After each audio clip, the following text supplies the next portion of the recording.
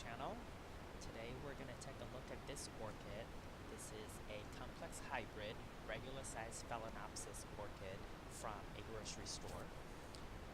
And the reason I am shooting this video on this orchid is because I am going to work on its flower spike. But I thought before we get started on its spike, I would tell you a little bit about the story behind this orchid, and also to take a look at its roots. As you can see right there, there is a root tip growing, even though it's right now winter time in my parts of the world, but it's still displaying signs of active growth, both root and activities on its flower spike. It's currently planted in bark chips. It did come in a mixture media of both bark chips and some peat moss and some sphagnum moss. It's very interesting. But as soon as the flowers were gone, I immediately repotted, and I used a sifter to sift out all the little tiny pieces of bark chips, peat moss, or sphagnum moss. So what was left was really just the bigger chunks of bark chips. I did not use brand new media because based on what I saw, the bark chips are still pretty good. So this is one of the few instances where the stores did not, or the grower or the stores did not overwater, that the orchid roots are rotted or the media is completely broken down. So I went ahead and keep all these bigger chunks of bark chips and basically just plant this orchid back into its media, minus the little tiny pieces and powdery broken down bark chips or peat moss. You can see 3 cups. One is the original cup that the orchid is sitting in. The one in the middle is really a cup that I use to soak the water in. So the second plastic cup, the outer cup.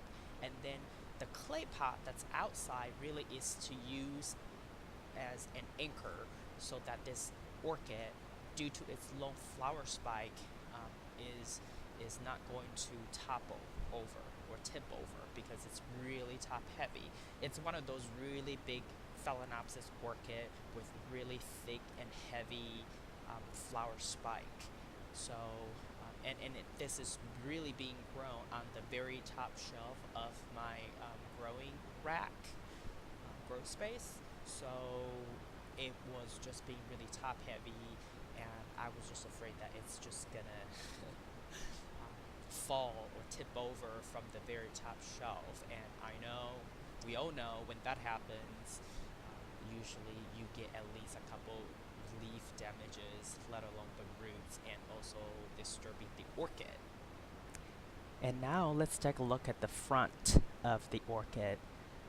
The leaf in the middle has been growing since I repotted this back into its bark, and it's been about 3 weeks, and it's growing really nicely, and it's firm, and the rest of the leaves are also really firm and stiff, so I know that it has enough water. And this is just another angle to look at the orchid plant. So you see the root tip growing there. It's very nice. I'm really happy about that. And then, yes, I do have a couple roots that are growing above the media because I ran out of bark chips. I actually don't have a whole lot, so I can't really I didn't want to buy 2 more. But you see here, I also have a couple green growing root tips inside the media, which is very good news. That means that this orchid is definitely adapting or readapting back into its pot and its original media. Ever since I repotted this one, every watering I always give it some very weak fertilizer, so it's very encouraging to see these roots with green growing tips into the media. So I know that this orchid is really adjusting well or have very little disturbance during the repot. So I think that's what Danny, Miss Orchid Girl, would consider a gentle repot. And now this is a view of the flower spike. As you can see, it's quite long, and that's why this orchid is rather top heavy. So I had to use a clay pot as an anchor so that it will be very safe on the very top of my shelf. Now you probably see a couple tools or gadgets on the left of the screen, and these are the tools that I will be using to work on the flower spike. Right, the first one is obviously a scissor, which I have sterilized with 50% alcohol as well as 3% hydrogen peroxide to make sure that this scissor is sterilized. And the spoon on the left has some cinnamon powder, and then the brush and the Q-tip in between, in the middle, is what I'll be using to apply the cinnamon powder onto wherever I make the cut on the flower spike with my scissor. For most of you, you're very experienced orchid hobbyist, but just in case you're new to my channel or new to the orchid growing hobby, it's important to apply cinnamon to wherever the cuts that you make. So this flower spike basically has two growing secondary spikes. One is longer in the front and then the other one in the back. It's very interesting because I've never had one orchid with two secondary spikes growing at the same time.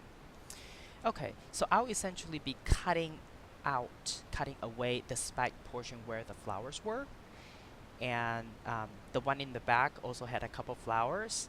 So essentially you see that there is a hole on the spike. I don't know how to describe it, but essentially that's what the last flower was, right? So I usually would cut below that just to make sure that there is enough before the the growing flower spike, because sometimes when you cut a flower spike, it does die back a little bit more, and I don't want it to cut too close to the growing flower spike just in case you know, the dying back is going much further than I would like.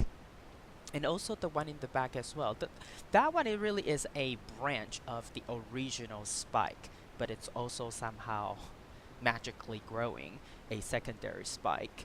So where my finger was pointing earlier was where the last flower was. So I basically would you know, cut right just below that for the smaller spike that's growing. Okay, now I just trim off the excess spike portion, and now this is just a quick view to show you how much I have cut the flower spikes, but then still allow enough area for it to die back. And this is just a quick view to show you the flower spikes with cinnamon already applied on them. So this is really what I have done with this orchid spikes. I hope you like this video. If you do, please give it a thumbs up, and please subscribe to my channel to get more video updates from me. And I really hope that you enjoy this video. Please take good care of yourself.